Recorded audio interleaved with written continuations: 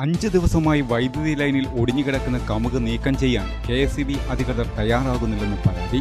ഈ വാർത്ത നിങ്ങൾക്കായി അവതരിപ്പിക്കുന്നത് സോനാങ്കോട്, ചെറുപുഴ, പാടിയൊട്ടിച്ചാൽ, ആലക്കോട് ആൻഡ് വെള്ളരിക്കുണ്ട്. 5 ദിവസമായി വൈദ്യുതി ലൈനിൽ ഒടിഞ്ഞുകിടക്കുന്ന കമുക് നീക്കം ചെയ്യാൻ KSEB അധികൃതർ തയ്യാറാകുന്നില്ലെന്ന് പരാതി.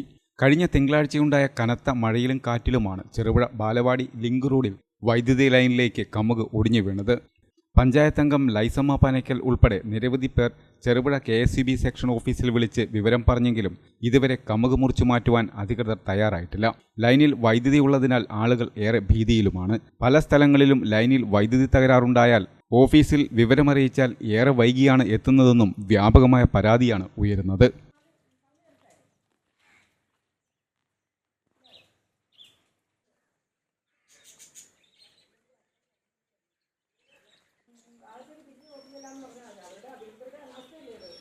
ആഘോഷവേളകളെ അവിസ്മരണീയമാക്കാൻ ആർഭാടങ്ങളിലെ അണിയലങ്ങളുമായി പൊന്നിന്റെ കലവറ.